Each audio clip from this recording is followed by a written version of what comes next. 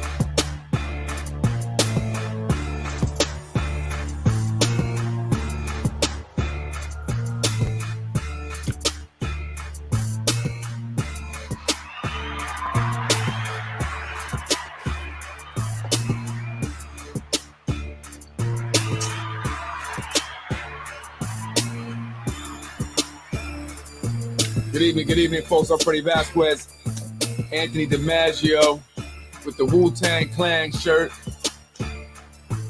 Right.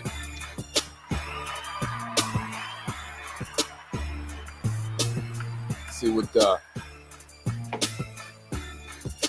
emails here. We put them up. How you doing, Anthony? How's it going? Right, Happy New Year, folks. How's everything? Indeed. Happy New Year. I like the shirt there. Ric Flair and Wu-Tang. You get it? You get the joke? No, I don't actually. What was Ric Flair famous for? I don't remember. I didn't. Well, he wasn't WWF. Yeah, I can't do it good though. So go look at the highlights and you'll get the joke. I'll do that. Anyway, how's it going, man? How you doing tonight? Everything good? As good as can be. I was mentioning earlier about the crooked shrinks. I was talking about that, and some of the stuff that we were discussing. I don't know if you want to add anything to that, or go right into the podcast. What we're going to talk about tonight. I don't know if you had anything to add. Well, it's not one shrink. It's a clinic of crooked shrinks up in Hartsdale. We spoke about it on a previous podcast. Showed a couple of pictures. It's called the Industrial Medicine Associates Clinic, IMA, and this fellow that you were talking about, this DPW worker, we both got big families. I know a lot of his family from here in my section of Yonkers. I'm not going to say where I live. A lot of people know. But, what's going on with him is not all that dissimilar. He's complains about corruption and nepotism. From what I understand, he's got enemies in the workplace. He's got friends too, but he said enough to piss people off. So they went around spreading rumors about him, accused him of making threats and things like that. And he's blacklisted. So right. The next thing is when they see a lawsuit coming, they send you to the doctor.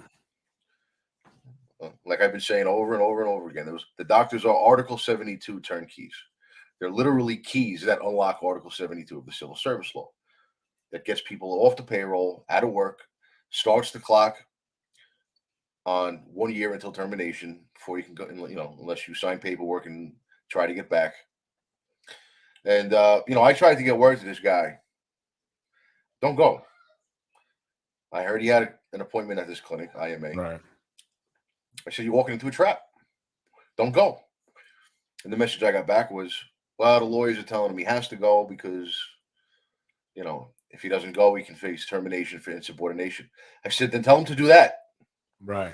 I was to say, what other option do he have? I mean, people want to do the right thing. People don't want to, ruffle any feathers. They're hoping also that, that they're being told to, the right thing to do. Right. They're not, thinking that you're going to get fired. That's not what's supposed to happen, at your job. It's not supposed to go down like that. But this is Yonkers, unfortunately. So, and it's not just, with the crooked shrinks in Hartsdale, but it's also with the, family courts. And that's something, I think we're going to talk a little bit about that with domestic issues and stuff like that. Right.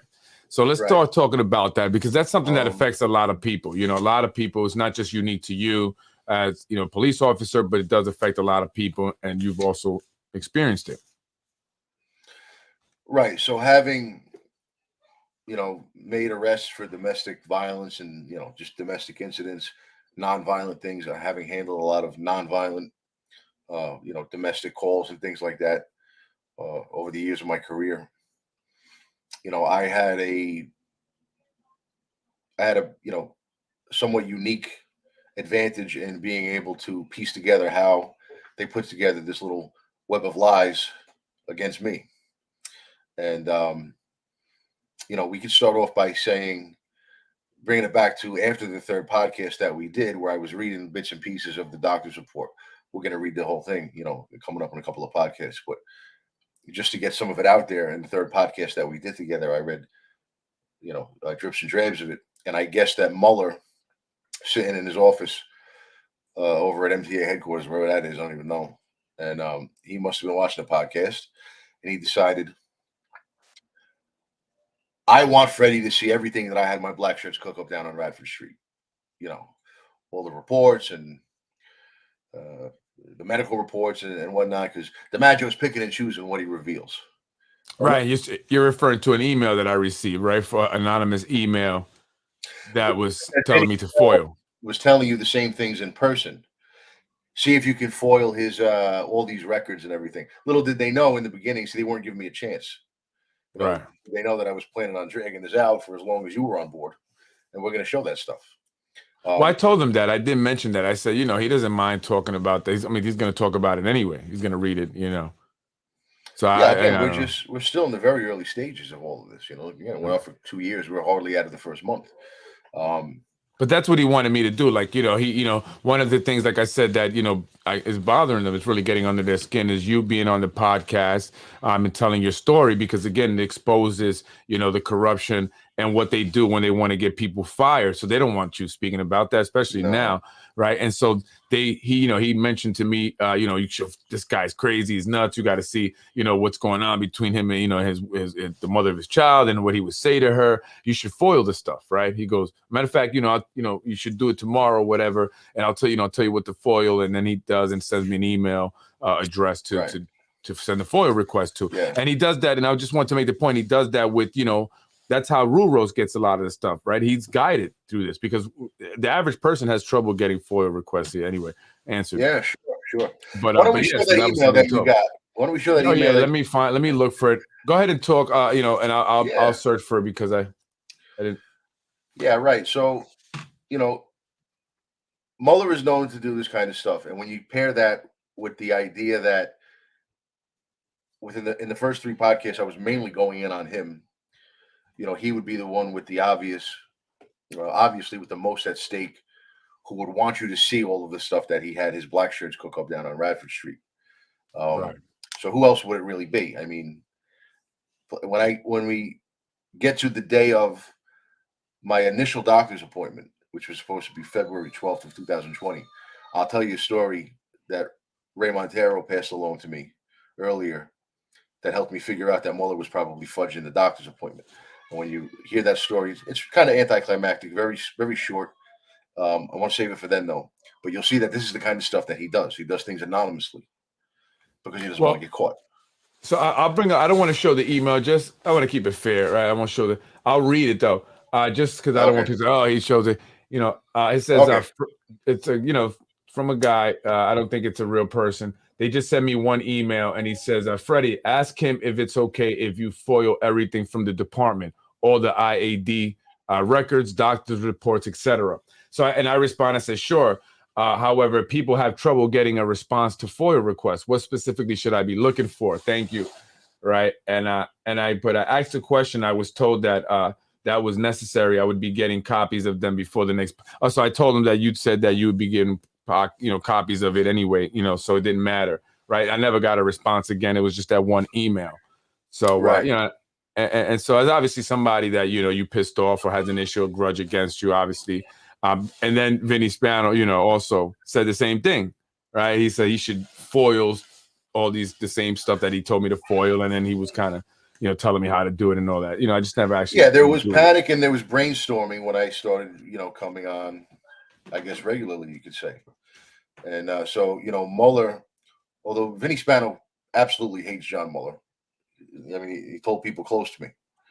because there were a lot of backdoor channel conversations about this whole situation, trying to get it resolved.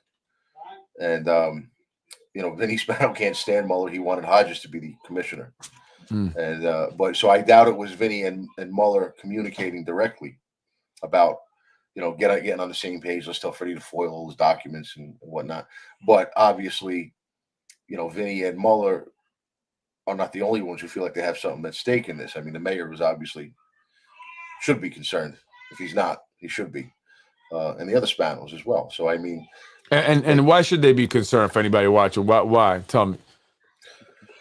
Because I'm an insider and I know how they do things. And even Hanley, Mike Hanley, who couldn't see the conspiracy. I can't see it. Even at one point when he and I were talking, he said, "Well, wouldn't they want to keep you at work just to keep you quiet?" I guess they didn't take me seriously when I told them I was going to go to war with them and that I was going to be lining up podcasts and writing books, and I don't bullshit, man. Right. And now they know I'm for real.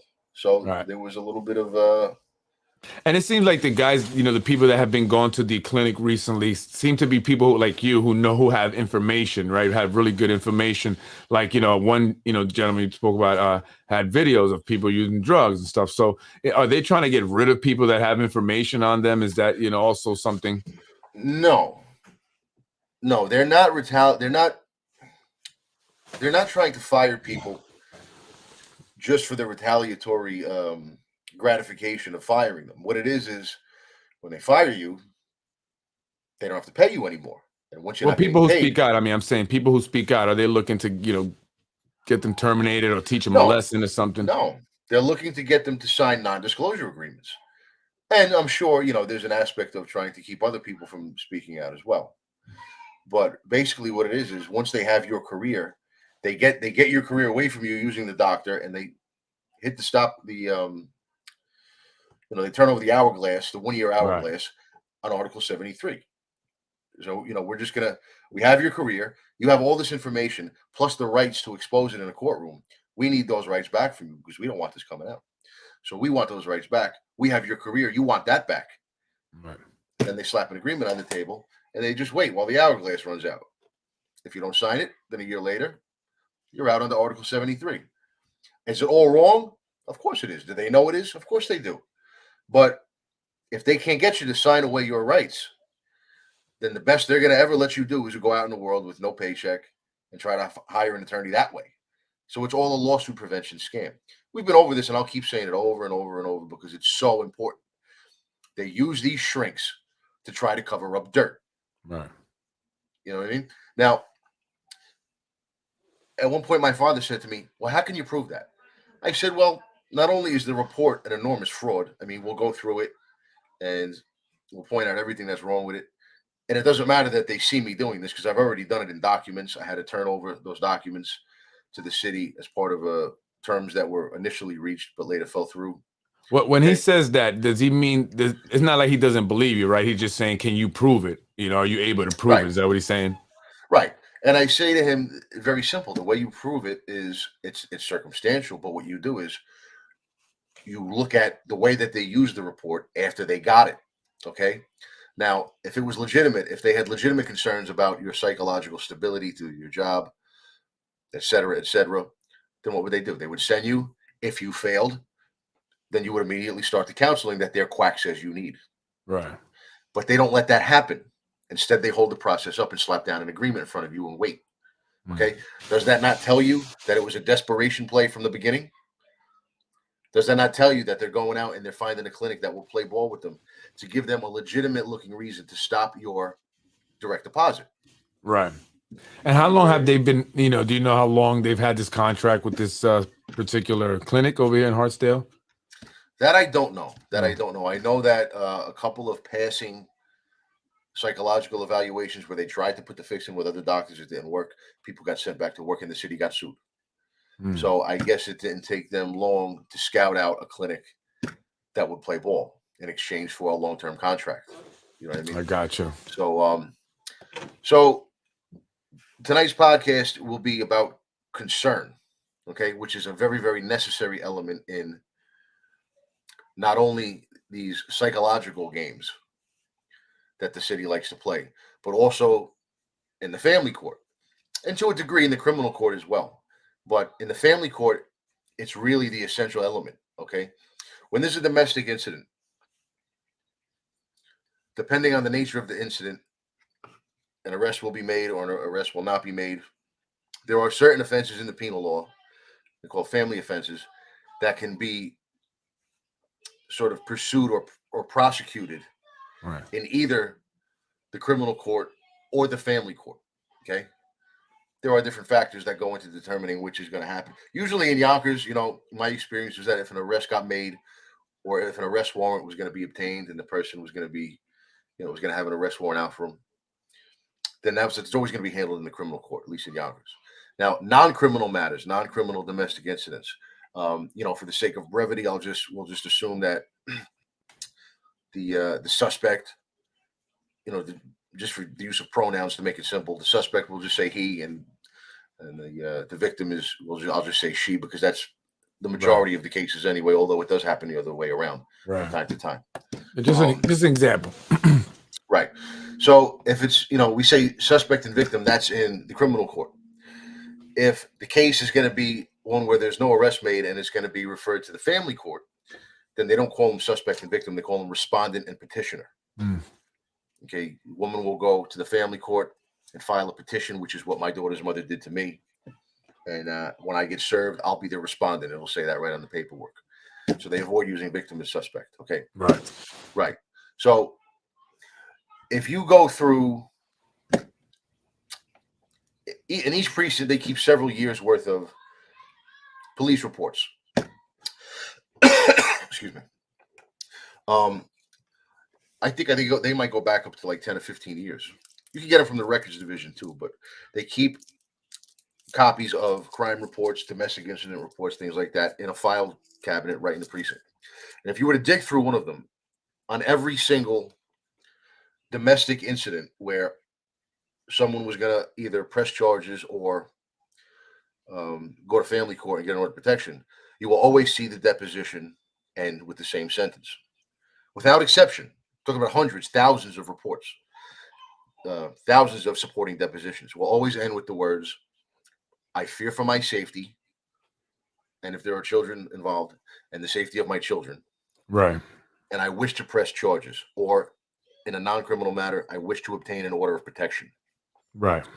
Now, and that really quick, that's the thing that I learned too, right? With dealing with family court, excuse me, is that unlike criminal court or going to the police, as long as you're in family court, as long as you fear, you just have a fear. You don't have to have any proof, any evidence. Whereas if it's just someone that's not related to you, right, and you go to the police department and maybe they have been threatening you, right, you need evidence. So so we went to the police department. They said, well, you don't have enough, but then they were able to do what they would, and it makes sense. And that's when I learned that with family court, it's just I have a fear, I'm related to them, or they're my spouse or whatever. And then they act on it. Like with the CPS we were going to get to. You're getting a little ahead of me, but that's all right. Oh, I'm sorry. Right. Go ahead. No, that's all right because that's where we were going anyway. But I'm saying that's what I mean. I've also had the experience also, so and a lot of people have, which is why people should be interested in this.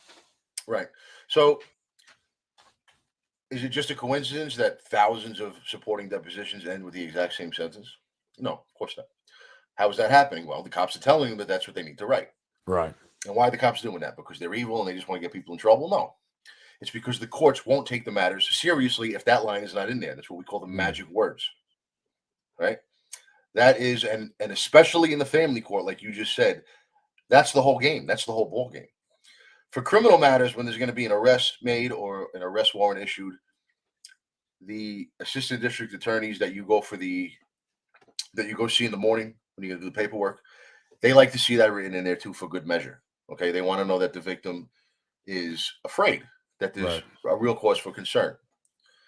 In the family court, well, let me just say, in the criminal court, that language is not really necessary for the prosecutor, for the DA to move ahead with the prosecution, to write up the accusatory instrument, to have the cop sign it, and that commences the prosecution.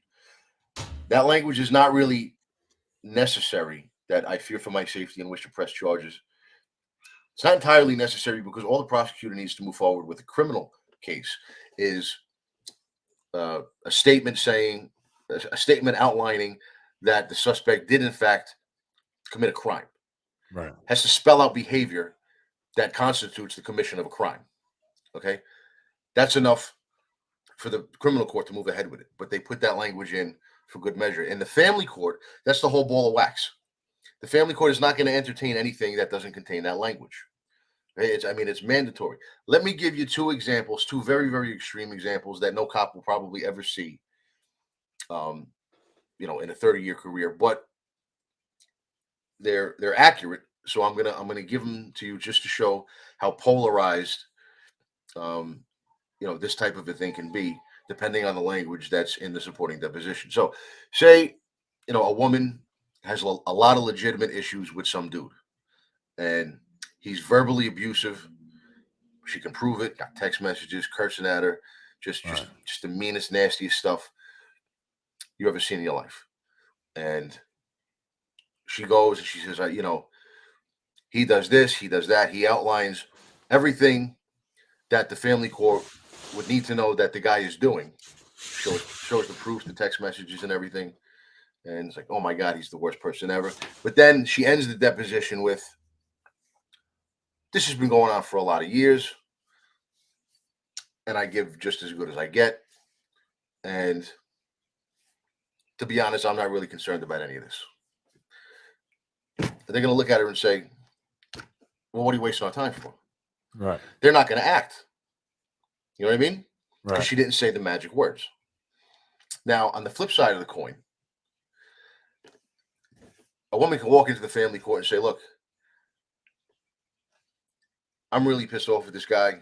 I think he's got a good-looking young girlfriend now, my ex, and I'm looking for a way to really stick it to him. So I fear for my safety, and I wish to obtain an order of protection.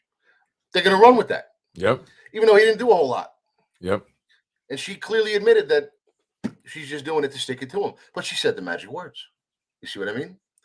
So that is the meat and potatoes of the case. The emotions involved. Not what the guy did.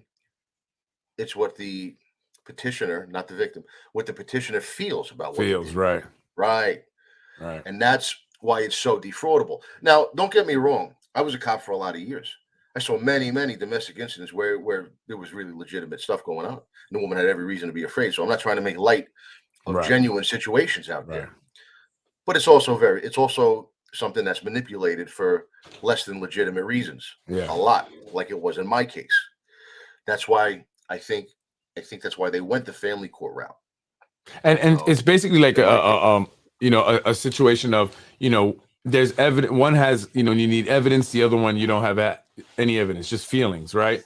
Because with the criminal, you have, you say there's an arrest, made because there was an action, something committed, and you'll usually see that, right? If there's violence or something, you'll see someone injured or something broken or something like that, or with what you said with the verbal assault, whatever. I don't even know if that's a crime with the verbal abuse stuff. I don't know. I don't know, right? But there's something there that you can show.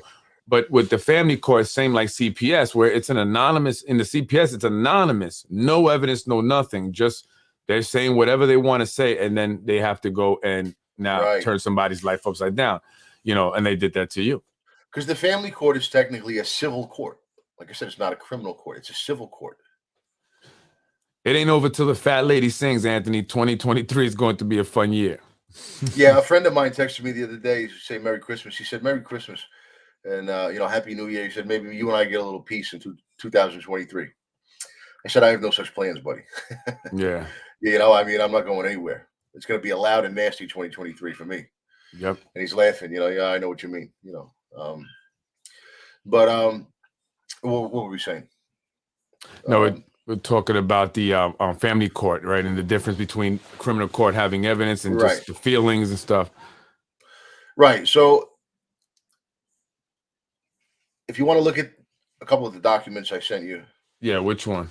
I sent you basically a copy of a domestic incident report. Look at DIR 1. All right.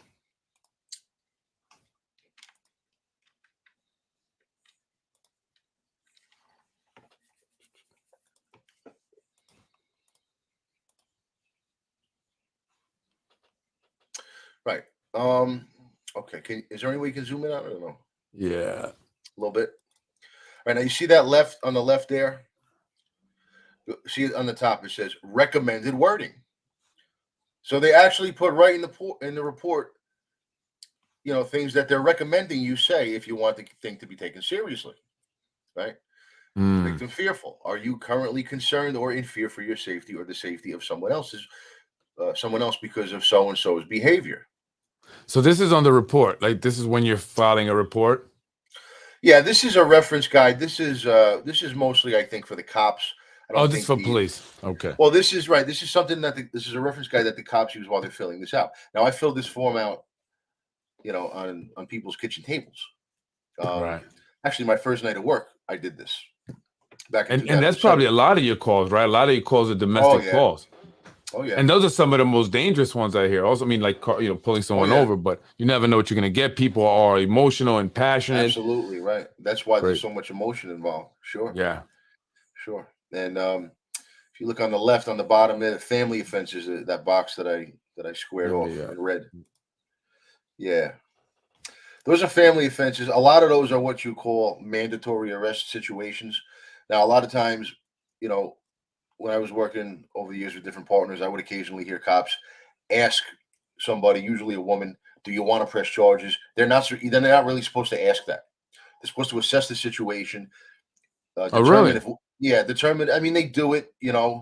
Some of them, I mean, I'm you just know, saying because when I had my incident with that video that was created, 2 years ago, right. I was asked if I wanted to press charges, and I wish I would have said yeah, but then that was family member, and I just whatever, I just like didn't want to do that to them there, and so I wish they had taken upon themselves and pressed the charges, not put that on me. Yeah, I mean, like I said, some guys do it. It usually works out all right. I've been told. I remember being told by supervisors and stuff. You're really not supposed to ask. You're supposed to determine for yourself if one of these offenses here on the left has been committed, and if so, it's supposed to be a mandatory arrest. You hear that, Like if you folks? look, yeah, So if a cop asks you, "Do you want to press charges?" you say to the cop, "What do you think? Should they be going to jail or what?" You determine that. well, I wouldn't recommend that. I mean, I wouldn't recommend giving the cops shit. But if you think, if you want to press charges, just say yes. Yeah, I'm just being funny. But yeah, so Yeah. but they have a So guide here that they're supposed to when I go was off. a young cop, they actually those laws on the bottom there: criminal obstruction of breathing or blood circulation, strangulation 1, strangulation 2. Oh man. Those crimes didn't exist when I got out of 2007. Wait, They added that those. that that happened at City Hall the other night.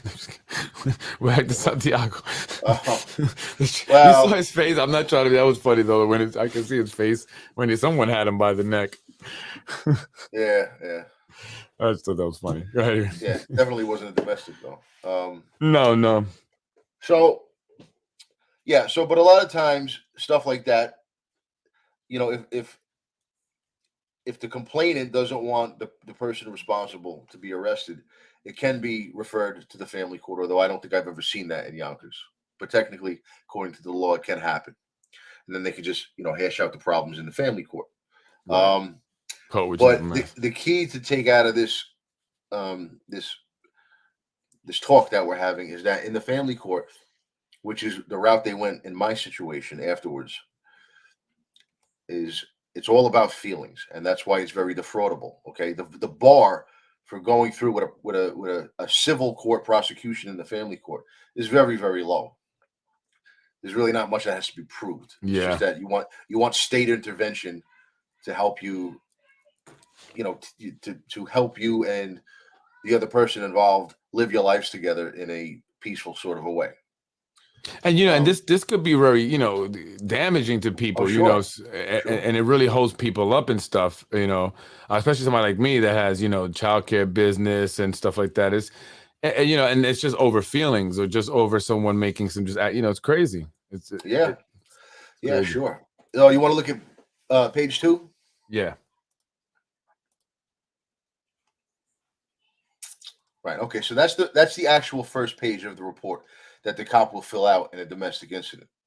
Um, the important stuff that I have start off there is again Emotional condition of all about the victim. feelings, right? So That box there is about the cop's observation of the victim or petitioner or party one or whatever it's going to be for that particular incident. I mean, I think you would be. I mean, in a situation like that, if the cops are being called, someone's going to be upset, nervous, Yeah, sure, crying, and of course. angry. Yeah, right, right. So that's all very subjective. The cop can basically check off whichever boxes apply to his own perceptions. Now, that one, the one on the bottom there that I have boxed off is: did suspect make victim fearful? Well, it's kind of a foobar question if you ask me, because there's no way that the cop can know for sure. Only the victim or petitioner or Right. whatever can know for sure whether or not he or she is afraid. They Well, can I say guess they are. if they would put yes, they would describe and say, that's what the victim told me, or the Right. person told me. So right, you can put what the person told you. You can't put what they're Right. actually feeling, which again makes it defraudable. Um, a lot of this information is all very subjective to the person's experience, subjective to the way the cop is perceiving uh, the person. If the cop doesn't think that the person's being truthful, they could certainly bring that up to the ADA, and the ADA can make note of it, or the family court. I did testify in family court one time, a lot of years ago. Now, one thing to also know, just I don't know, kind of off topic, but just as a side note, many hundreds of arrests I made for domestic incidents, and always got a subpoena to go to court and testify. I didn't testify one time. Really? Yeah, because a heck of a lot of times the victim who made the complaint, who filled out the deposition, doesn't show up to court. Mm. Doesn't want to pursue it months later, or weeks or months later when the court date Yeah. finally comes up, and That's so. people in the heat of the passion, heat of the moment, I say, and Mhm. and they're mad at the person at that point, and that's kind of Right. what happened with my family. Why they did that, and that's what they now using this against me. But they were just so upset over some words, and that they went, and people do things like this, and then they say, oh man, what the hell did I do, and so now, no, I don't want to press charges, another thing, drop it like it happened. It dropped it, everything. Right. Right. So, maybe go to the next page. Yeah, I want to go to 3. 3. Yeah. And so now you're showing this, and I just in case anyone just joining us, because you're basically, this is what you went through. Yeah, and it ties in. It ties into my story. These are the things I'm saying about the family court, the criminal court, Right. how easily manipulated they can be with the magic words. And we're gonna tie it all together towards the end of the podcast. But for now, we just got to get through some things. To a lot of the cops, this will be boring, but to people who aren't cops, I think they'll find some of the things we're saying here kind of interesting, because they may not know it. So this is the section here on the second page of the report where the complainant will actually fill out the deposition, and if she wants some court action taken, either in the criminal court with an arrest or just an order of protection issued from the family court, they have to say the magic words in this box. Mm. Okay. And as I have it written out there, this is the section where the victim must say the magic words if there is a desire for any court action. I fear for my safety and maybe the safety of my child or children, and I wish to press charges or, in non-criminal matters, obtain an order of protection. That's the route my daughter's mother went. Again, I've said it on previous podcasts. She went that route as sort of an audible. They had to start getting a real reason on paper why this whole retaliation mission was taking place. Right. Right. Why you had to go see the shrink. Right. And I'll tie it together a little better in a couple of minutes. I think I sent you the fourth page, which is basically just a copy of the victim's rights notice. Whenever someone fills out one of these domestic incident report depositions and wants some court action taken, we always give them, or even if they don't want anything done, they just want a verbal dispute documented, we'll always give them a copy of this. It comes with each domestic incident report. They call it a victim's rights notice. It basically just tells them a lot of the hotlines they can call, a lot of their options that they can pursue through the court. It's just a piece of paper giving them information that they may not have been aware of before. and that's it for that. Okay. So the last thing I sent you was the language that's in Section 1 of Article 72 of the New York State Civil Service Law. And yeah, it's the last thing. That's the last page of the report. And then there was one other thing that I sent you, if you want to bring it up.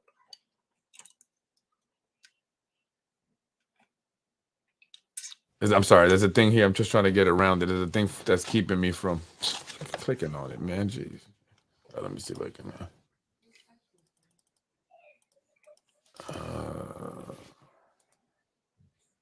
Is it here? Yeah, no? right. All right. Yep, that's perfect. it. All right, so that is, that is the first subsection of Article 72 of the New York State Civil Service Law, a law that I was entirely unfamiliar with before all of this retaliatory nonsense started. But someone must have taught Mueller years ago, if you're going to keep targeting people, you're going to keep risking lawsuits, you're going to have to learn this trick, okay? Got to learn how to use the doctors to block lawsuits, to force non-disclosure agreements. So Section 1 of that law says, when in the judgment of an appointing authority, the appointing authority being the city, and by extension their agent, the police commissioner, an employee is unable to perform the duties of his or her position by reason of a disability other than an on-duty injury, okay?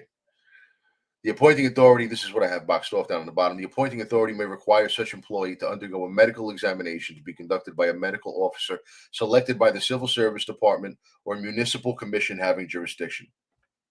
So what that basically says is that the city gets to pick its own doctor, right? And, I think we've touched on it before, but again, why would you need a contract? Why are you giving a contract to a clinic? If they're good at what they do, you could just keep using them. Why do you need to lock yourself in with a contract? And what are they doing for you in exchange for that contract that they probably very much need?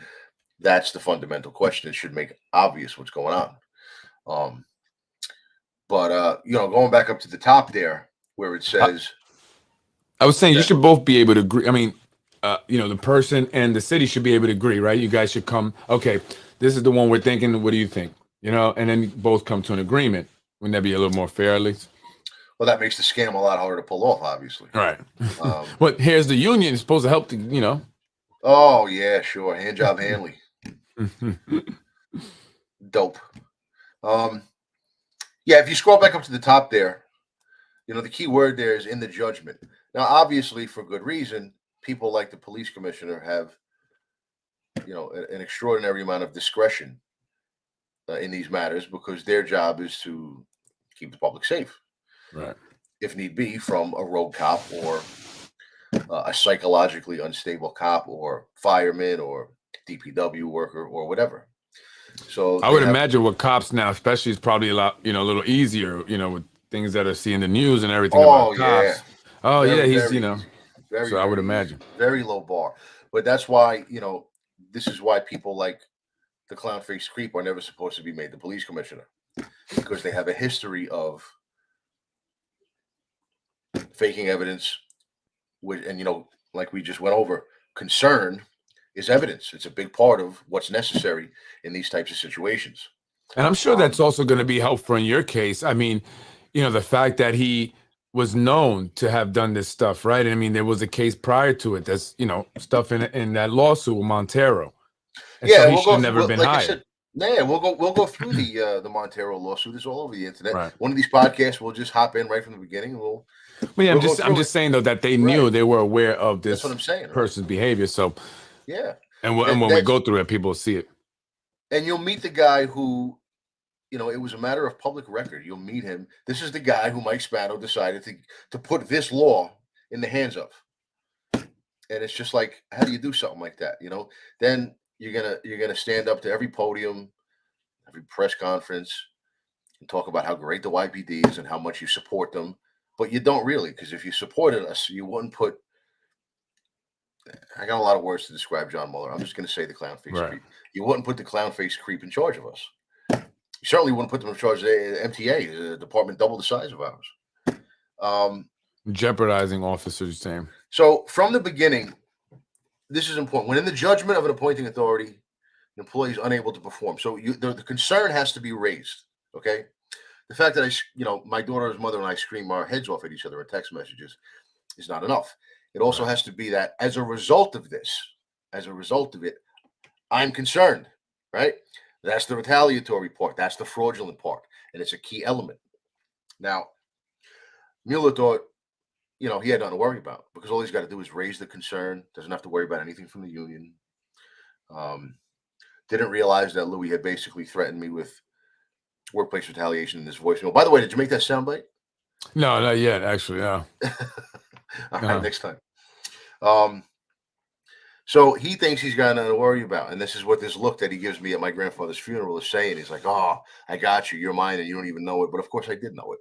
It's crazy. I've heard about this funeral stuff, like you and other people have told me that they've, had issues with Hispanos or somebody, in this circle. And then they see them at a funeral of their relative and they come up to them like, oh, I'm sorry. And like, and you're like, you're my enemy. You're just screwing me over right now, Yeah. With balls. That's just like a story I've heard more than once. It's just crazy. Yeah, they're on auto lock. It's just a hell of a life to live that way. I mean, I don't know, man. I could never be a politician. Yeah, you walk around, you have to bullshit for 23 and a half hours of the day. It's like, right. Yeah. Anyways, yeah.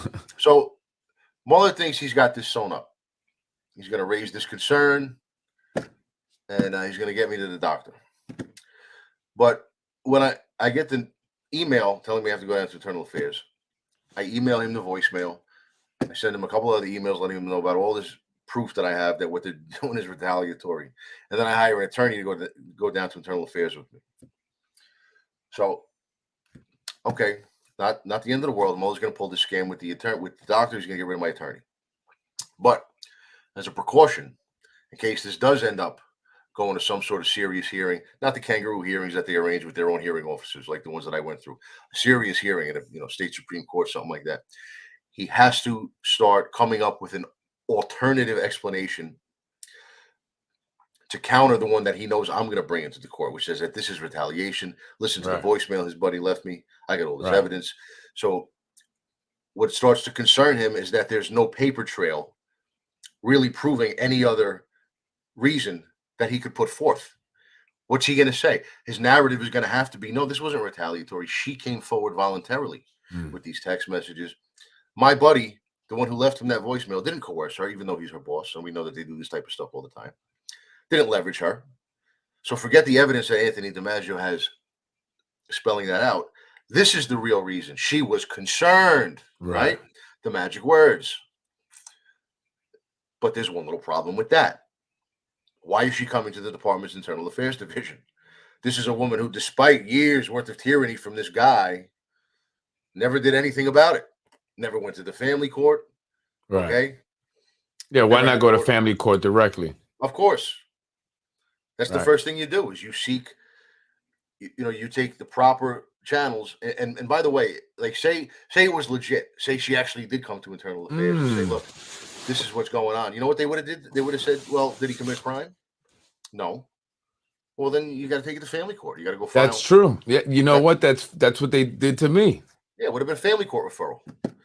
They've done it before. There you go. It's backwards, actually, right? Mm-hmm. And they're telling me that that's not the order it goes, but they did it there in your case backwards. That's crazy. Yes, right. So Mueller, right? Yeah, he figures it's better to do it late than never. Okay, the fact that this woman, who we're using now to destroy this guy's career, the fact that she has never sought any of the appropriate avenues of recourse, demonstrates what? That she lacks concern. Sure, they fight like the Dickens. Sure, they get at each other constantly, which we do, and we still do. Right. But she's quite clearly not concerned. In light of all the evidence that Anthony has that this is retaliatory, we need to start creating another narrative. So she has to get to the family court. Better late than never. And while she's at it, while we're waiting for her, now, what could he have done? He could have said, oh, well, take all this stuff that you gave us and go to the family court. That makes it too obvious because it's all so far in the past. Right? You can't just go to family court and say, well, 5 months ago or 6 years ago, it has to be something that's in real time. So Mueller figures while we're creating this narrative, since she's going to go to the family court, and try to make this look real, what I'm going to do is I'm going to lie in wait. So he makes the doctor's appointment for 2 weeks out and gives her a window to find something, an argument in a text message. Maybe he'll show up to her house unannounced to see your kid, which was always allowed. Right. And it was never quite unannounced. I never just pulled up. I would always text her, I'm coming by to see our daughter, or to take her to the school bus, or to pick her up from the school bus. So he leaves this window, this 2-week window that you could see in the timeline from the date I went to internal affairs and was notified that I was suddenly going to a doctor. He makes the appointment notice 2 weeks out. He holds on to the appointment notice. Why does he do that? Because he wants to make sure that she has found some opportunity to file this family offense petition before he notifies me about the doctor's appointment. Why? Because if the day of the doctor's appointment comes and she still hasn't gotten that opportunity, he's going to cancel that appointment without me ever knowing it existed. He's going to reschedule it for 2 weeks later again and keep waiting. Okay. Right. Now, my attorney foiled that plan by sending an email to Barbados saying what's going on with this doctor's appointment, and that's when all hell broke loose. That's when I really developed the information that's going to bury this guy when it finally comes out. I'm speaking figuratively, obviously. Nobody's getting buried. I'm saying right. You got to make it clear. Right? Yeah, right. Make it clear. Right. Otherwise, they go. Handjob Harold will be all over the snooze wire tomorrow. Oh, you bipolar. Oh, by the way, he called me a captain today. Really? On his post. Oh, it's Friday, so it's time for another hour of repetitive yammering with former police captain. Wow, he really is just. I mean, he's really stalking us and just got nothing else to do. So much for attention to detail. Like, you're obviously not watching the podcasts because we talk every time you introduce me as former YPD lieutenant. Every single time we do a podcast, you introduce me as that. Yet the guy thinks I'm a captain. And he's blogging about it constantly, about these podcasts. But he doesn't even know that I was a lieutenant. So what else does he really know? You know what I mean? But watch, it'll be tomorrow. He's not the only one. He's not the only one that has access to that page, and I've seen and I got proof of that. So it may not, sometimes it may not be him. Right, yeah. The jack off is on Mr. ABC's payroll, and he's talking about Zahi Jarrett always bring cash. They call him ABC. Yeah. So that's probably maybe what it is sometimes, Yeah.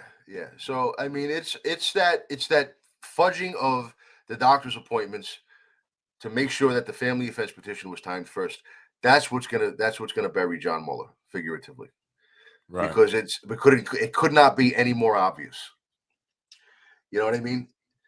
That he's nervous and he's trying to piece this narrative together. You see, a doctor's appointment is supposed to be the result of something like that happening. Right. A family offense petition, but there's none of that in place. And she's never mentioned ever expressed concern ever to you, right? And there's nothing there besides, never before and never since. Okay. At one time, just within this time period when they're trying to set you up. That's it. Her concern began when I brought an attorney to internal affairs. Okay. And it ended when I hired an attorney for the family court, a separate attorney, which forced her to hire an attorney at $400 an hour. Right. Then all of a sudden, I'm getting text messages wanting to strike a deal. We'll get into that because that's very interesting. But it's this small little window where this concern, the very, very necessary element of a family court proceeding or psychological questions, was present. You see what I mean? So maybe he is anticipating you will retroactively get promoted when you get your job back. Yeah, I don't think I'm looking to get my job back, especially not while the Spano crime family is running things, As a matter of fact, I was thinking the other day, if I had a crystal ball back in 2007 when I took this job, because it wasn't like, I wasn't one of those guys, I just always wanted to be a police officer. No, I mean, I was in the military. I was exploring my options. Am I going to re-enlist? Am I going to go home and take civil service exams? Am I going to go to college? I decided to start taking civil service exams, and I did really well on the police test. So I took the job, and I loved it. I really did. I didn't regret it. But if back in 2007, I could have had a crystal ball and foresaw the Spano crime family taking over Yonkers in 2012 and trying to squeeze endless terms, Mike Spano just wants to keep being the governor until he pops. I probably would have just done something else with my life, to be honest. Fireman maybe. Well, still working for the city, but maybe, Yeah. maybe. But I can't say I have regret because I got my daughter out of all this. You know what I mean? Right. And I made it all worth it. Right. Um, You never know. Listen, the story's not over. Even when you're finished, with the story here, it's still not over, right? It's still ongoing. The there's story gonna of your be a life, book. and you don't know what's going to happen. In 2 years, a year from now, you never know. I mean, that's what I've No, learned in my life. you never do know. You never do know. But I'm not saying whether get your job back. I'm just saying never know what life brings. So and it's no, still you never ongoing. So do. and And it's and I'm short. glad that you're talking. I think you're here for a reason. I'm here for a reason, right? And people need to know about this, and it's important that we speak about it. So, it's a necessary thing. So I You're said to her, fulfilling a purpose. you're. I said, as this goes on, you're gonna try to sell the idea that you were concerned and that you did all this voluntarily because that's what they wanted you to do, and that's what they have since paid you very well to do with this nice little gig that you got. And so you're trying to hold this together, this web of lies. So, but how are you going to prove the idea? How are you going to sell the idea that you had all this concern for a very brief window of time? Yet you dropped the order of protection. Actually, signed a document agreeing to drop the order of protection. You withdrew the family offense petition when we made the deal. There was when we get to that day, we might get to it next podcast. Very interesting because there was one little thing that was holding us back from making a deal. One term that we couldn't agree on, and we went before the judge, and I won. And that was it. So she made the deal. Now you withdrew the family offense petition. Okay, you dropped the order of protection. I'm at your house picking up my daughter 3-4 days a week and dropping her off. Business as usual, like it was for years beforehand, and we're still fighting constantly. Right. So you want to sell this narrative that you had all this concern, but and why is it suddenly gone now? I've gone for no counseling. I've done nothing but consistently threaten to bring your bosses down, to expose the whole fucking system, cursing my head off, the whole time because I'm furious about all this. I don't show it, but I am. I mean, how could you not be? Yeah.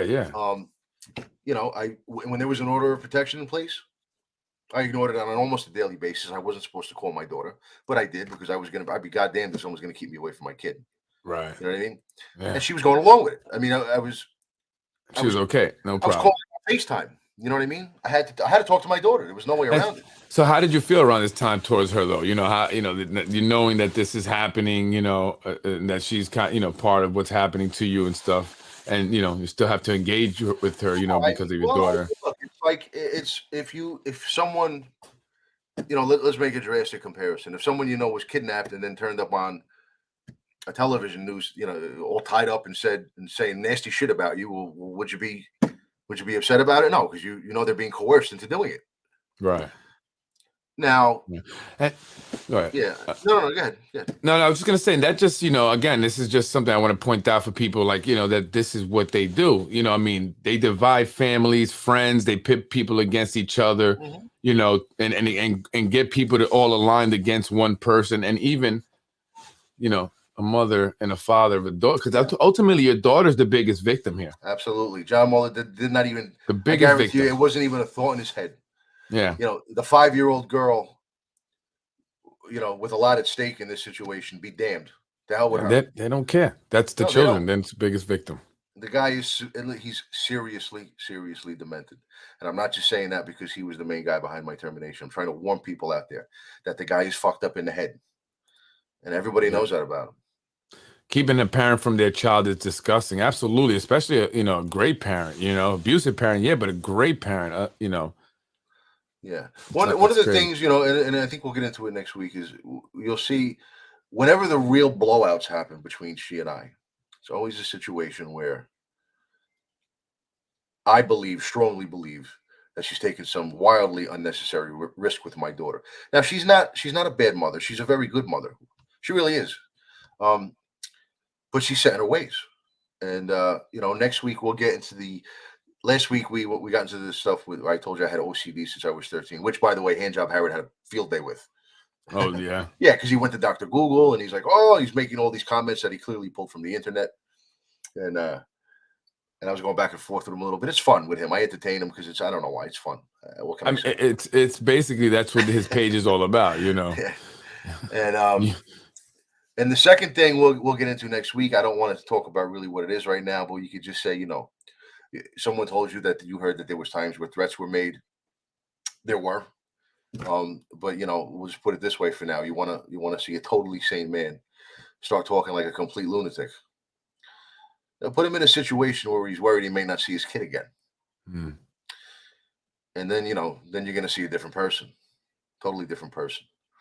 And so I'm living this for a lot of years. I've been living this double life as this very professional and proper, somewhat by the book cop who does his job very well, who's respected for it, who's considered an asset to the department, and has no problems. And then, by night, I wear my other mask where I'm dealing with this remarkably difficult and hostile, daughter's mother. And the people who know her know it. I mean, when you see all the cursing and the text messages and everything, like I said, I've said it before, and I'll keep saying it. But that's called being human. Not to cut you off, but Yeah. you're saying that it's not like you have two personalities or you're two different people or you're a fraud or you're a fake. And you put out a fake. No, I mean that's human. That's life. You have to go to work. You got to do your job right. You got to be professional, no matter what's going on in your personal life. Every person that does their job well goes and performs well no matter what, and you have your stuff with like everyone else. So, I don't want you to beat yourself down for that or make yourself seem like it's I don't, man. Like I said, it's life, everybody's got it. I deal with my daughter's mother the way that I do by necessity, not by preference. It's really stressful, it's not, and this is nothing I haven't said to her before. I'm sure she won't like that I'm saying it on a podcast. And but I'm in the position that I'm in because she decided to play ball with them. So what choice do I really have now but to talk about some of this stuff? So it's nothing, I'm not really trying to disparage her. I'm just trying to explain it. I don't really even like to explain it. I don't talk to other people about, but I'm on the podcast and I'm here and I'm telling the story. So I got to talk about all of it. You know what I mean? It's a tough spot. I mean, I would imagine to be in, it's not like you're just only talking about Mueller and the other. I mean, you have the mother of your child involved, who it's obvious that you care about her, and I think people should see that. I see that, but at the same time, you have this feeling towards her because of and you do know she was coerced, but it's still But see, here's the thing: Spano knows what he's doing, so he knows that she had her eye on this spot, and that's that position in cold case, right? Right.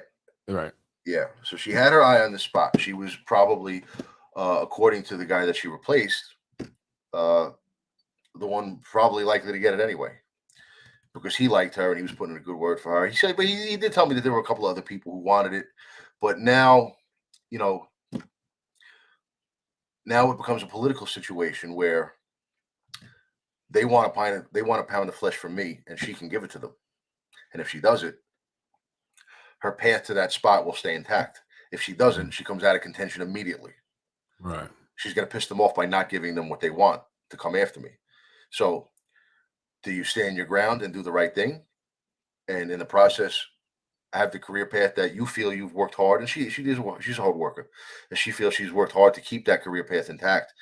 And does she want to lose it just because I decided to make a stink about her boss and her coworkers? So it's a very, very difficult spot. And now that she did play ball, that she did cooperate, Mike Spano's not an idiot. He has to make sure that she gets that spot, because if she doesn't, if they give it to somebody else, she's going to be singing like a canary. Right. You know what I mean? The only way to keep her quiet about everything that happened, to protect his own bad judgment in picking John Mueller to be the police commissioner, is to give her the spot that she wants, knowing that it can be taken from her at any point if she pisses him off. Yeah. So she's running. She feels terrible that I got terminated. She told me to my face, but she has no choice but to keep running with the narrative.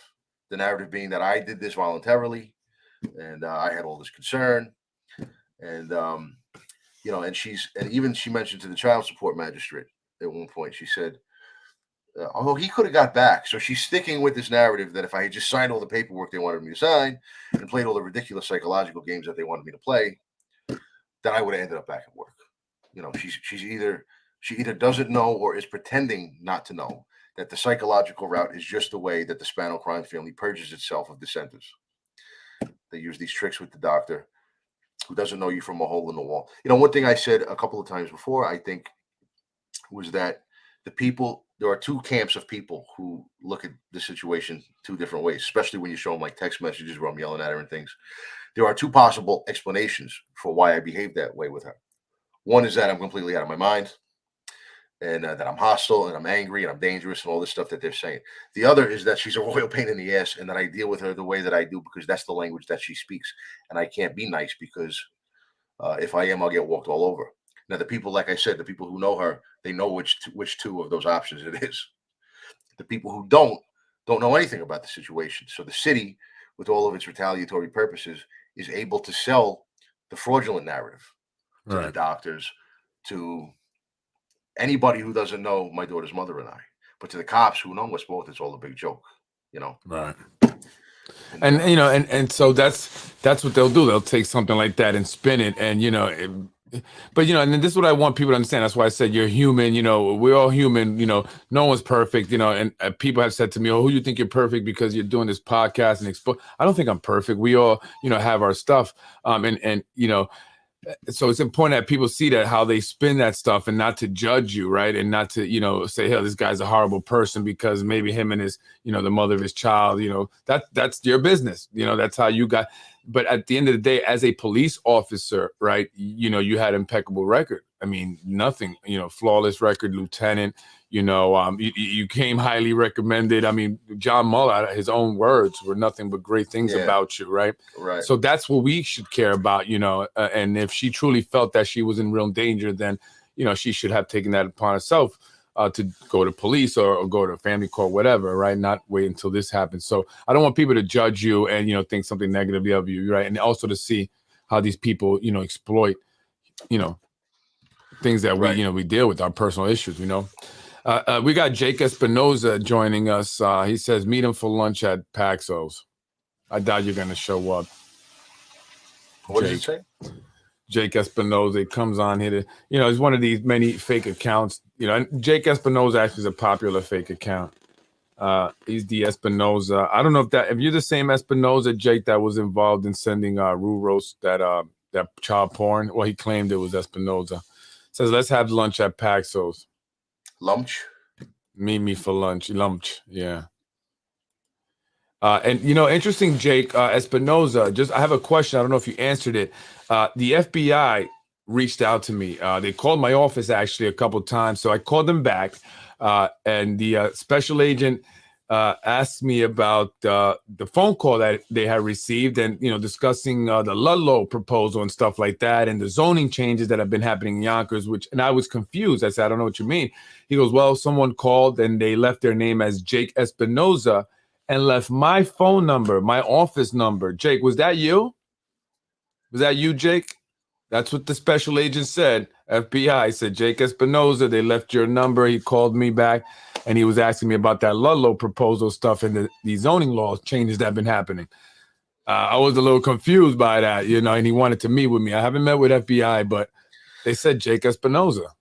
Jake will expose himself, sooner or later. A lot what of do people I watch think? These.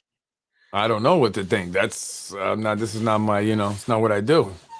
It's not my, experience. A lot of people watch these podcasts, and the sleuths are on top of it. So they're watching now because he asked me. I said, "Listen, well, you can watch my podcast," and he said, "What's that? What's the podcast?" And I said, "Basement Politics. You can watch on YouTube and Facebook." So maybe he's watching. Shout out to you, Special Agent. But he said Jake Espinoza. I found that to be very strange, and I think Jake Espinoza is Vinny Spano, but I'm not sure. I could be wrong. He'll give himself away. He will sooner or later. The more they talk, it's inevitable. I mean, it took one podcast to nail Tasman. Took a few more to nail Fred Johnson, but Squid gave himself away. So we'll see. We'll see if there's any more, brilliant 007 garbage men out there with fake names. It's just this is crazy, folks. And if you're watching and you're maybe new to the podcast and stuff, this is what they do here. They create these fake pages. They attack people. They've been texting me, commenting. Jake, I thought we were friends, Jake. We were friends, but that's when we were friends, right? And then we're not friends anymore in real life. So now we're not friends also on Facebook, right? Is that right, Jake? But Jake, I think that Zahi Jerris and Nader Sage maybe are doing something, man. I think they're let's get political. I'm not Steve Squig. No, we know you're not Steve Squig. I think you're Vinny Spano possibly. But yeah, Jake, are you aware that let's get political? Maybe Zahi Jerris and let's get political. Let me know if I'm wrong, but I could be right. I think that they're trying to go after the mayor. Paxos Hispano Central, so we know it's one of them. You know what I mean? Well, that's why I saw Nick Spano and Zahi Jerris and Frankie Jerris once, and right. I don't know if they've been there since. So with comments like that, they help us narrow it down. He goes, "Does Anthony drink?" Oh, let's get political. Is Brandon Nader? Okay. Oh, so you are Vinny.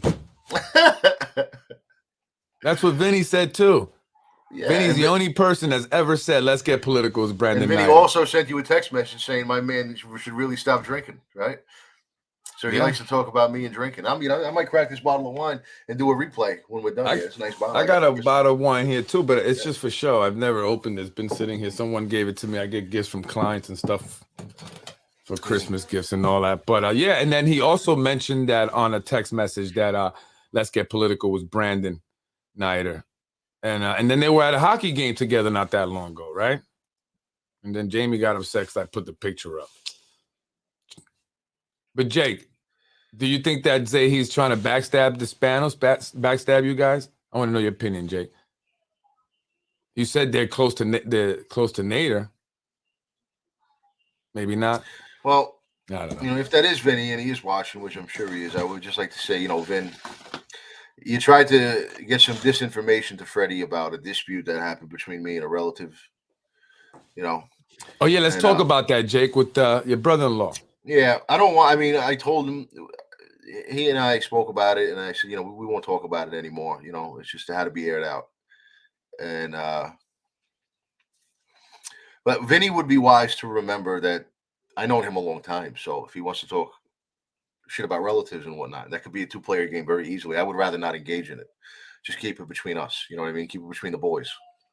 And so, I forgive that nonsense once. And Vinny, I mean, I like you, Vinny. I did. I genuinely like you, man. What happened? Well, why you ain't keep it real with me? I did, man. He's got to do his part. He's not an apolitical Spano. There are apolitical Spanos out there, and I'm sure they all play some role, in the treachery to one degree or another. But a lot of them not too serious. Vinny is, one of the higher ups in the family, so he's got to do his part, keep his stripes. And see you Sunday. You plan on going to Paxos on Sunday?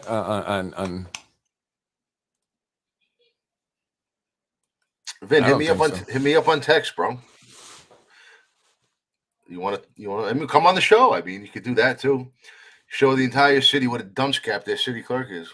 Vinny, you gonna take that from him, Vinny? You're not gonna take that from him, Vinny, are you? Come on, Vinny. Vinny, come on, you working out. So and he plays hockey. Yeah. Look, that cannot be Vinny. I don't know. Could be somebody else.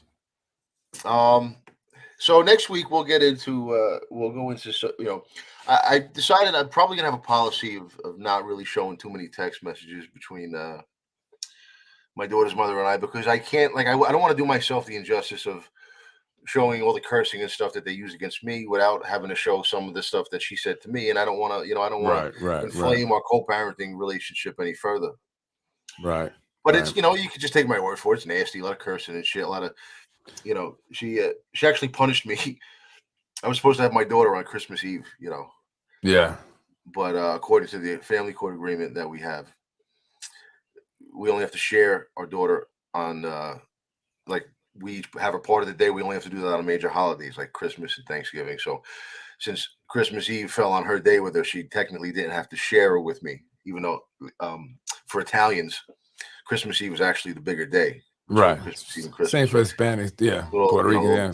The 7 fishes dinner and things like that. So, so she had people over. We were going to share our daughter, but a few days before we got into one of our text fights, and She tells me, you're a true 4-letter word starts with a D. Okay. And I said, okay, all right. And you're a legendary 4-letter word starts with a C. I knew it. I don't know why I knew that was the word. I knew it. All right. So we're going back and forth. This is just what we do. And so she actually says something really interesting, really, really interesting. She goes, your words have no effect on me. What? My words have no effect on you? What the hell were you doing down in Internal Affairs 3 years ago then? What were you doing in family court a month and a half later? I mean, her feelings. Yeah. Oh, I'm getting a text. Maybe it's her. Hold on. Yeah, I don't know, man. I don't know. My wife might have punched me in the face if I had said that. I'm sorry. I do it. I tell this stuff because it's important to understand that this, as unpleasant as it is and unsavory as it might sound to people, it really is just normal between she and I. She's a handful. Okay. Right. You want to call me a D word? Well, I got a word back for you. I mean, and that's the way that she has to be dealt with. You can't be nice. She's she's not. You hear that? Nice person to me. Is she been remarried? Is she remarried? Is she no? No. All right. So any potential guys, there you go. Well, you tell them how they got to deal with her. How they got to deal with her. I'm saying. Right? I hope she finds one that makes her happy. You got to be like, maybe some women like that. Maybe it's just they're just too strong. My mother was kind of like they're very strong, and so after, it was just like no other guy could really. So as a punishment for that exchange, I got, you know what? Your daughter will be busy on Christmas Eve. Mm. So I told her, I said, that word I called you, the petty punishments don't make you less of one. They make you more of one. So this is Arcadis. This is how we go at it. Yeah, that's definitely and that's I mean, I know people argue, but I don't know if that's but yeah, that's crazy. Yeah, I mean, well, this is what I said to Barbados. I said, look, she and I have been doing this since we first met in 2008. Right. We're going to be doing it for another 40 years. So what's your end goal here? She's a tough like cookie. I said, she gets as good as she gets. I mean, what's your end goal? That's again, that's between you and her, and right. As far as what you did as a police officer, you were, excellent police officer, your record, and that there was no reason for you to be in a situation that you're in now. And unfortunately, they dug into your personal life, which is what they're trying to do with me, and trying to find whatever they can and to try to hurt you and bring you down. And that's what they've done. And so we got to stop it, folks. And hey, Steve, Jake Espinoza, aka Vinny, he stopped. I know that's you, Vinny. I know that's you. That's why he stopped. If it wasn't, he would have kept going. Just to make a little bit of a comparison before we go off, what they did with you, right? So they had that video from the daycare center that day. They had that for what, 2 years, something like that? I don't know if they didn't have it. They went and got it after, they went and got the video. They knew about it. I mean, obviously, they knew about it because the cops. Yeah, there was a police report. The cops came. So, one of the Spanish cops was there actually that night. What they want to do is they want to be able to call CPS and express concern. Mm-hmm. But they can't just call up CPS and say, listen, this is very political. This guy is saying things that we'd rather people didn't know. So do us a favor and go mess with his business. They can't call CPS to say that. What they have to do first is they have to leak something. They have to give themselves the cause for the concern. So they get their hands on that video and they give it to whoever they gave it to, Rue Ross and whoever else. Rue Ross. And they put it out there, and now they say, oh, well, look at that video. Now, as a result of that video, we have concern. So now we're going to call CPS. Or they did it anonymously or whatever it was. But the point is that it's all set up. Right. But they didn't get the facts all straight. I mean, they're saying the video was from this year, November 17th. It's 2 years old. There's a police report with the video. So Rural's foiled it. Wouldn't the police report be there also? Along with the video. But they didn't have the video. They went and got it. And then he foiled this, right? So Vinny did what he was trying to do with me and you, right? Get me to foil your stuff. Yeah. So, same thing like with, with this guy, what was his name? Perazio, the superintendent of schools years ago, right? From what I understand, he wasn't really falling in line with a lot of their bullshit, so he had to go. But they can't, he was very well liked. What are they going to do? Step up to a podium and say, oh, well, the guy just, wasn't falling in line with us politically, so we had to get rid of him. Now, they can't do that. So it had to be he was watching porn in his office. Yeah. Now let me tell you something. If he was bending the knee to them on everything that they wanted, they wouldn't care if he was shooting porn in his office. Right. Yeah. You know what I mean? So it's all about the fraudulent concern. Yeah. And in a lot of, in cases like that, they actually have to work a little harder. They have to go out into the world and find a reason to express that concern. You have to go digging. With me, they didn't have to do that because they had my daughter's mother directly in their chain of command, and they knew what she wanted. Right. So it was very easy. I just got a text from a friend. Stop talking about your personal shit. I said, well, but this is what it's all about. It's all intertwined. You know what I mean? So it's important for me to tell stories like that. That the other night we're arguing and these words were exchanged. Yeah, well, I think maybe he was talking about with the C word and stuff. Yeah, I understand it's a vile word. I understand, but again, if you knew more about she and I, right.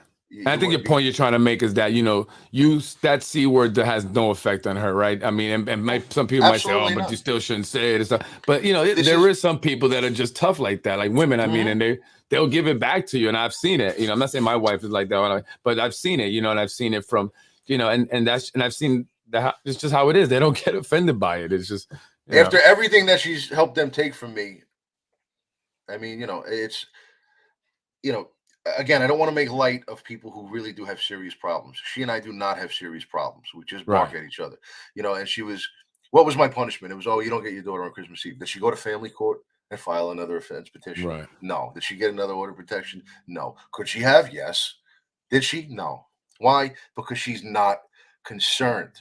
That being the main point. That's why I tell these stories, so that you can see the lack of result from them. The lack of result. This is not a poor little babe in the woods, as they told her to start acting like, as they told her to come down to internal affairs and say she is. It's a fraud. She's a tough cookie. Tough cookie. Mean as nails. I'm telling you. Yeah, right. Tough as nails, I mean. Tough as nails and mean as the day is long. To me. She's Puerto Rican. That's why. Boricua, the girls is tough, man. But and I get it. That's part of your story. You have to tell all those details. And I get it, and I see why your friends also will say. People ask me why would you give information like that? Because it has to be established that this is our life together, okay, and that there's no cause for concern. That's the fraudulent part. That they're making it up, right? And I can't say it enough. Because it's the key to everything. It's the key to everything. The commissioner has to be concerned before he can send you for one of these fake evaluations. He has to be concerned. In order for him to even get this stuff that he's going to use against me, she has to be concerned. So there's this concern all over the place, and it's fake. That's why I give the details. Some of them. I give some of the details about my relationship with my kid's mother out. And it's not unique to you. This is what they do, and this is why I'm glad you're talking about it. Why I'm talking about it, and it's important that you do say, because it's a pattern, right? They do this to people. They'll go after your family. They'll try to turn your family against you. They will turn family against you. They will try to destroy your marriage. I mean, right now they're saying that my wife has filed for divorce, or is filing divorce proceedings, and she's embarrassed by me. She's walking with her head down, and we're arguing about it, and this, that, and the third. And then also that she's been having affairs now. Now she's having affairs. So they will do this to your family. They don't care, man. This is what people should really get out of it, man. They don't care, and that's unbelievable. Well, let me just clear up one thing that you had said on the previous podcast when I wasn't on. Yeah. You said that I didn't see my kid for a year. Yeah. Did I get that wrong? A little bit. I saw her once a week, and this is a provision that the family court set up during our first appearance together after she filed. They give you just enough of your kid to keep you from really going insane. Right. Because as a loving father, if you don't see your kid, you're going to go insane. Yeah. When she first filed this ridiculous thing, I didn't see her or talk to her for 12 days. And I really was starting to lose my mind because I love my daughter to death. Then we showed up in court, and the judge made a provision. You could see her at your parents' house under supervision, and all that nonsense, 1 day a week. Can't contact her in between. So for now, that was not supposed to go on for a year. But then COVID happened and the courts closed. So I was locked into that miserable situation for a year. Okay. Wow. All John Muller's doing. So what I say, and I tell people, and I really mean it, is that he took a year of my kid's childhood from me, effectively. Yeah. They gave me enough of her to keep from going crazy, but I couldn't do anything with her. Couldn't leave the house with her, couldn't call her in between. 6 days a week, I couldn't talk to her. That's crazy, man. That will make, a father go insane. Absolutely, man. So again, I'm sorry that you have to go through that. Hopefully we're working on getting some justice here, man. And folks, you got to keep supporting, keep sharing the podcast. Tell people about the podcast, especially Friday nights. But tell them about the podcast anyway, and let them know what's going on here in the city of Yonkers. We're talking about it. Anthony's talking about it. And join us next Friday with Anthony DiMaggio. And our boy Jay Espinoza show back up. What happened with Charlie Ibrahim Khalil Sayed? What the hell was that? I don't know. You tell me. That's evil. That sure is, Summer D. That's very evil. She's talking about what you just said there. I don't know what happened. Why don't you tell us, Jake? What happened with Charlie Ibrahim Khalil Sayed? Anyway, folks, I'm Freddie Vasquez. That's Anthony DiMaggio. Thank you, Anthony, for joining me. I appreciate it. We'll be on next week, and I'm sure we'll talk in between there. If anything, we'll talk. Folks, have a beautiful and blessed night. Anthony, take care. All right, Fred. I don't know what this guy's talking about here. Happy New Year, Anthony. Happy New Year. Happy New Year, everybody. 2023 is going to be an interesting year. Take care. Absolutely. I'm Freddie Vasquez. This is Basement Politics Unfiltered. What happened, Jake Espinoza? Was that you that called the FBI? Who's using your name, Jake? It's crazy, Jake. But I think Zahi is plotting. He's hedging his bets. Either way, mayor wins, he's good. But if the mayor can't run, he's got Nader Sage. You tell me what happened with the Sage. Text me, Jake. Email me, Jake. Let's go get some coffee, Jake. Jake Espinoza. Why you plant that child porn out? Come on, Jake. Fatality.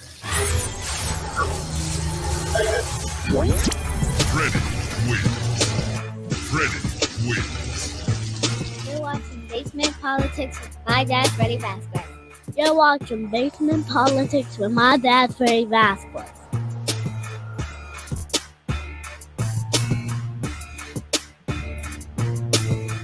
Ladies and gentlemen, you're watching Basement Politics with my dad, Freddie Vasquez. Have a good night, folks. Happy New Year. You're watching Basement Politics with my dad, Freddie Vasquez.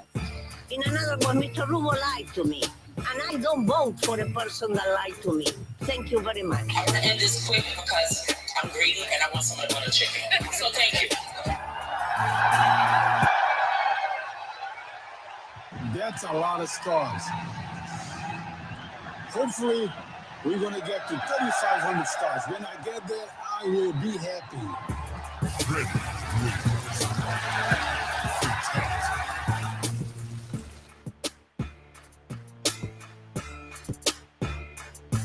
Thank you for watching Basement Politics with my husband, Freddie Vasquez. Freddie wins. Fatality.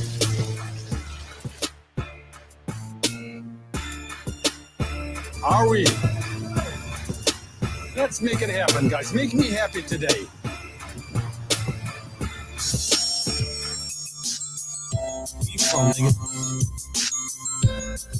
That's cool. No, in another one, Mr. Rubo lied to me. And I don't vote for a person that lied to me. Thank you very much.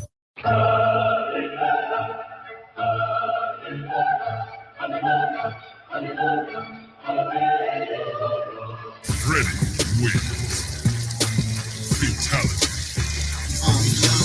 5 minutes from the BX. Whole team seeing checks. Hood now with we next. I'm from Yonkers. Home of Mary X on blocks in 06. ODG taking somebody's spot.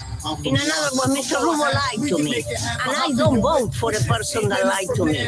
I'm going to end this quick because I'm greedy and I want some butter chicken. So thank you. Freddie wins.